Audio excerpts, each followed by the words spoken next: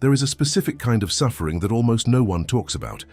The suffering of those who don't know what to do with their lives is already well known. There are books, coaches, and courses for that. The suffering I want to show you today is the exact opposite. It's the suffering of those who do know, of those who have studied, researched, and understood the problem inside out, who could put together a whole lecture on their own goal, and yet freeze every single day when it's time to act. Brain scientists have discovered something about this type of person. The more they think about their own problem, the harder it becomes to act on it. There is a real, measurable conflict happening inside their skull. Two neural networks fighting for the same space, the same energy, the same moment. And on the other side of the world, centuries ago, a tradition of Japanese warriors, monks, and craftsmen had already mapped out this exact problem. They didn't have MRI machines, they couldn't run an EEG, but they possessed observation precise enough to develop 5 concepts that solve in practice what science has only recently managed to explain in theory. The names of these concepts that I will introduce to you in this video are Shoshin, Kaizen, Ichigyozamai, Mushin, and Wabi-Sabi. You will understand each of them through the story of a young man named Kaito. A real story of stagnation, shame, and the most unlikely turnaround you can imagine. Inside a calligraphy studio, holding a brush for the first time at 26 years old. This video was inspired by a comment from a subscriber who asked me to make a video about people who possess self-knowledge, know exactly what they need to do, but for some reason still don't act. If you identify with this, stay until the end. Please consider leaving a like on the video to help this content reach more people. Now, let's get into the story. Chapter 1. The Architect Who Never Built. Kaito Reyes was 26 years old and had a talent that bothered the people around him. He could spot problems before anyone else. In a work meeting, he was the one to point out the flaw in the strategy that no one else had noticed. In a career conversation, he was the one giving the spot-on advice, the insight that made his friend think, wow, that makes total sense. There was only one problem. Kaito used all this clarity for others, never for himself. For 3 years he had an idea, a small digital consulting business, something that combined exactly what he did best with what the market needed. He had bought the website domain. He had created a Google Drive folder named Project New Beginning. He had written an 18-page business plan, revised 3 times. The folder had a creation date, 31 months ago. The website remained a single page that read, "Under construction." Every Sunday night, Kaito would open his goal journal. He would write the exact same phrase, almost word for word. "On Monday, I start for real." He had written this phrase as he calculated once over 100 times. He spent his nights reading about entrepreneurship, productivity, and the habits of successful people. He could quote from memory the discipline principles of any famous author. He could build an entire lecture on how to beat procrastination. And on Monday morning, he would open his laptop, stare at the blank website screen, feel a sharp pang of anxiety in his chest, and close the tab. "I need to research a bit more first." This phrase, "I need to research a bit more first," had become the most sophisticated excuse in his history. Because technically it wasn't a lie. He really was researching, reading, taking notes. He just never executed. But then, the final blow came. His younger sister, 23 years old, posted the launch of her own business on social media. A brand of handmade products she had started just 4 months prior. Her sales were already covering her rent. Kaito looked at it with a mix of genuine pride and a pain he couldn't quite name. Her idea was simpler than his. Her plan was less sophisticated. She had never read a book on entrepreneurship in her life, but she had done it, and he hadn't. That night he kept repeating the same question he had asked himself hundreds of times. If I know exactly what to do, why don't I just do it? What is freezing him, and perhaps freezing you today, is a mechanism far more specific than laziness or a lack of intelligence. This mechanism has a name, and Kaito was about to discover it at the door of a small studio that smelled of ink and wood, where a man would completely change how he understood his own mind. Chapter 2. The Calligraphy Sensei. Kaito had a friend named Diego. They had known each other since college. A year ago, Diego was in the exact same spot as Kaito, a smart guy full of ideas, but stuck. But when Kaito met up with him at a cafe, something had changed. Diego had launched a small design studio 3 months earlier. He spoke about his clients and projects with a lightness Kaito didn't recognize. "Man, what happened to you?" Kaito asked. Diego smiled mysteriously. "I started doing calligraphy." Kaito laughed, thinking it was a joke. It wasn't.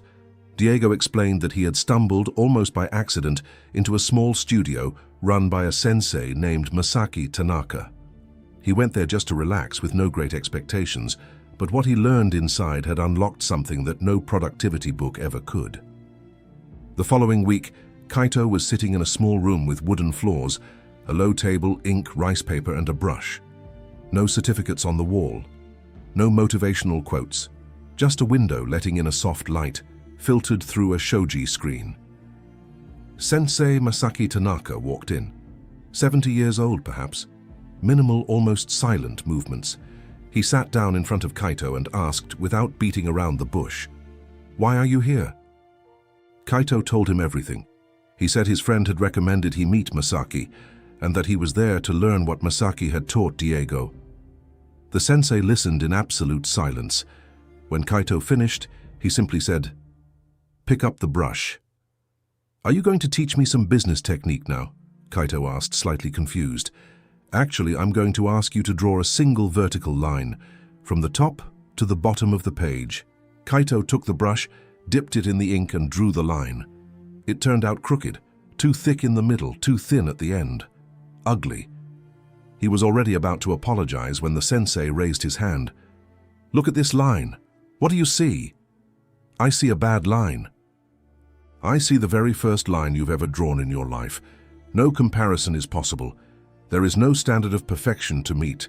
There is only this, the first attempt of a beginner." He then explained the first of the 5 concepts, Shoshin, the beginner's mind. The Japanese idea that when you enter a task carrying the expectation of already being good, your mind freezes before you even start. But when you enter as if it were your first time, because in fact it is, the brain loses its point of comparison and the fear of making mistakes practically vanishes. Your problem, Kaito, is that every time you think about starting your project, you judge yourself as if you should already be a master. The perfect plan was never the missing piece. No one can act while carrying the weight of having to be excellent right out of the gate. If you recognize this pattern in yourself, stepping into any new task demanding the results of someone who has already mastered it, try a simple test today. Choose the smallest, most obvious thing related to your stalled project and execute it as if it were the first time you've ever done anything in your life. No comparisons, just doing. Chapter 3. The Hidden Philosophy. Kaito returned to the studio the following week, and the next, and the one after that. What Sensei Tanaka didn't explain right away, but Kaito gradually discovered, was that those calligraphy lessons weren't about calligraphy. They were about rebuilding stroke by stroke his capacity to act. "Today," the sensei said in the 3rd week, "you are not going to try to draw a beautiful line. You are going to draw 50 lines. None of them need to be good." Kaito found this odd. 50 bad lines won't teach me anything. Do you think the great masters of calligraphy were born knowing how? Every one of them drew thousands of bad lines before their first good one. Their secret was never immediate talent. Their strength came from the brutal consistency of showing up every single day to do their small part. This was Kaizen, continuous improvement through microscopic changes, repeated with brutal consistency. It was about showing up and doing the small version of the task, day after day. The sensei gave a concrete instruction, 5 minutes a day with the brush at home. No more than that. If you try to do more, you will give up in the 2nd week, just like you always give up on everything. 5 minutes, and that's it. Kaito almost argued. 5 minutes seemed laughably little for someone who needed to build an entire business, but he remembered the crooked line from the 1st week. It had worked because it was small enough not to scare him. He accepted. For the first few nights, 5 minutes felt uncomfortable, almost artificial, but on the 10th day, he noticed his body starting to look forward to that moment. He would sit down, pick up the brush, and his mind stopped complaining. It was only when the sensei asked, "And your project, how is it going?" that Kaito realized what was actually happening. Without noticing, he had begun applying the same logic to the website that had been sitting idle for 31 months. 5 minutes a day, writing bit by bit. No trying to finish everything all at once. The homepage was finally ready. The reason? He stopped trying to climb the entire mountain and focused on the very next step. If your stalled project also feels too big to start, try this exercise right now. Take that project and break it into pieces so small they seem ridiculous. Instead of focusing on the weight of launching a website, focus on writing it little by little, line by line, paragraph by paragraph. Instead of thinking about opening a business, your only task today is to buy a box. The small scale is precisely what tricks the brain into acting without triggering the threat alarm. Chapter 4. The First Fall. 2 months later, Kaito received a message that should have been the happiest moment of his entire year. A former colleague, now in a prominent position at a mid-sized company, saw the website, still simple, still incomplete in several areas, and sent a message. "This is exactly what we need here. Can you present a proposal to my board of directors this Friday?" It was his first real opportunity in 3 years, and Kaito, instead of celebrating, felt his stomach churn. The old pattern returned with full force. He spent the entire week researching more, redoing slides that were already good, watching videos on how to deliver perfect presentations. He went to bed in the early hours of the morning 4 nights in a row, trying to make everything flawless. On Friday morning, he was still tweaking the presentation 20 minutes before the meeting. He joined late, stammered through the first few minutes, and lost his train of thought halfway through his speech. The board politely thanked him and said they would evaluate it. He didn't make it to the next stage. That night, Kaito sat on his bed and felt that old thought return with a vengeance. "I knew it. This is just who I am. I always mess up when it really matters." He almost decided not to go back to the studio. He texted the sensei, "I ruined the only real shot I've had in 3 years. I don't think I'm cut out for this." The reply came just a few minutes later. "Just come here tomorrow morning." Kaito sat at the same low table as always, expecting some sort of reprimand. The sensei only asked, "Did you draw your lines every day this week?" "I did, even on the day of the presentation." "Kaito, you merely stumbled. There is a massive difference between the two. When you stumble, you lose your balance for an instant. When you truly fall, you stop moving completely. You kept moving. Understand that life is made of ups and downs. Evolution is like a stock market graph. The chart isn't always going up. There are moments when it drops, and the company's shares lose value. But in the long run, the shares recover, and the graph climbs again. Human evolution is exactly the same. The sensei then introduced 2 concepts almost at the same time. The first, wabi-sabi, the idea that nothing is permanent, nothing is perfect, and it is precisely in imperfection that real beauty exists. Your presentation wasn't perfect. So what? That doesn't erase 60 days of practice. An imperfect moment doesn't destroy an entire journey. The second, ichigyo zamai, the samadhi of a single action. Friday didn't go wrong because of a lack of preparation. In fact, you prepared so much that you ended up with a divided mind. You were simultaneously presenting and watching yourself present, judging every word while still trying to speak the next. 2 minds competing for the same space will never beat a single mind focused on one thing alone. "Next time," the sensei said, "you won't think about impressing the entire room. You will only think about the next sentence, one at a time. The rest will take care of itself." If you've ever experienced this kind of moment, working for months on something only to freeze right when it mattered most, what you need to understand most right now is this: stumbling does not erase your progress. And on your next attempt, the secret is to divide yourself less, rather than prepare yourself more. Chapter 5. The question that changes everything. The months that followed were different. Kaito continued his 5 lines a day. He continued his 5 minutes on the project, but something shifted in the texture of his practice. He stopped counting how many lines he drew. He stopped checking the clock during his 5 minutes on the website. On a Saturday afternoon, he sat down to tweak a minor detail on the services page. When he looked up again, 3 hours had passed. He hadn't felt time go by. He hadn't checked his phone once. He hadn't questioned whether he was doing it right. He had simply done it. At their next meeting, the sensei asked, "When was the last time you thought about giving up on the project?" Kaito paused to think. Last week? 2 weeks ago? He couldn't remember. "I don't know, it's been a while." "Do you know why?" "Because you stopped trying to convince yourself to act, and you simply started acting. This has a name. It's called mushin, the mind without mind. It is the state you reach after repeating an action so many times that it no longer requires conscious effort. You weren't deciding to work on the project anymore. You were just working." The sensei took a piece of paper and drew 5 connected circles. Shoshin taught you to start without the weight of comparison. Kaizen taught you to break everything down into pieces small enough not to scare you.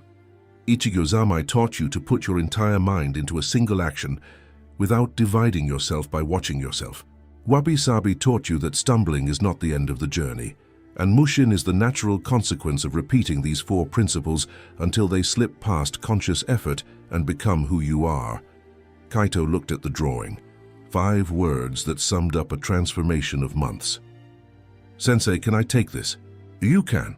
But understand one thing, this was never about calligraphy. And it was never just about your website either. It is a system for any area of your life where you know what to do, but still can't seem to do it." What Sensei Masaki knew through intuition and practice, modern neuroscience took decades to prove in the lab. While Kaito lived this transformation in the calligraphy studio, cognitive neuroscience researchers were documenting the exact same phenomenon through the lens of science. The default mode network. A neuroscientist studying this region explains that it is activated when the mind is turned inward, thinking about the past, simulating the future, or evaluating one's own self-image. According to him, the more active this network remains, the more suppressed the network responsible for actual task execution becomes, as the two compete for the same attentional resources. The anterior cingulate cortex. A researcher investigating this section of the brain describes it as an internal alarm system that triggers whenever 2 tasks compete for attention at the same time. According to him, every switch between doing and watching yourself do consumes real mental energy, which explains why tasks requiring excessive self-evaluation drain us much faster than tasks done with a single focus. The reward system. A team studying this system discovered that small repeated achievements keep baseline dopamine levels elevated throughout the day, which sustains the motivation to initiate new actions. On the other hand, massive expectations that take a long time to materialize rarely generate this same effect, which is why tasks broken down into microscopic steps tend to keep people engaged much longer than ambitious all-at-once goals. The error response. A study on the brain's response to errors showed that people with a strong tendency toward perfectionism exhibit a more intense electrical signal within the first 100 milliseconds after making a mistake, treating tiny errors as disproportionately large threats. According to the authors, accepting mistakes as an expected part of the process, rather than a system failure, reduces this response over time and halts the cycle of rumination that typically follows. In other words, what Japanese monks and masters taught through silent practice hundreds of years ago, modern science can now see, measure, and explain through circuits, synapses, and neurotransmitters. But there is one more interesting detail to this story. Kaito didn't stop with the finished website, because the system he learned was never about a specific project. It was about a new way of relating to anything he knew he needed to do. The following year, he applied the same principle to working out, where he had held an active gym membership for 2 years without ever actually going. He started with a 5-minute walk. Today, he trains 4 times a week. He also applied it to a conversation he had been putting off with his father for years regarding a sensitive family matter. He started small, with a single text message, nothing more, until he was able to sit down with him face to face months later. And the most curious part, Diego himself, the friend who introduced him to the sensei, shared that he had learned these same 5 principles in a completely different way through design.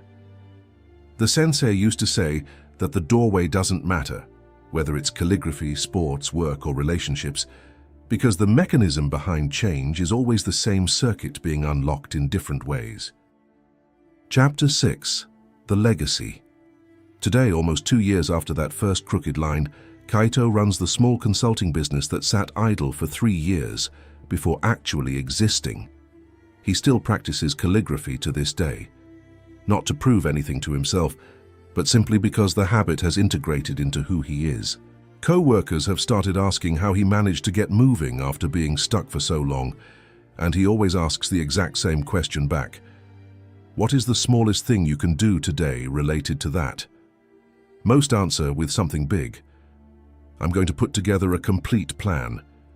I'm going to block out an entire weekend to figure this out. Smaller than that, Kaito replies, much smaller. Some people laugh thinking it's too small to work. They go back to looking for the quick fix, the shortcut, the revolutionary method, but every now and then someone comes back 2 weeks later and says, I did the small thing every day, and I don't know, something shifted. And in that exact moment, Kaito knows they finally get it. The last time he visited Sensei Tanaka, who was close to retirement, the old master said something that stayed with him. You know, I never taught you anything you didn't already have inside you? Kaito was confused.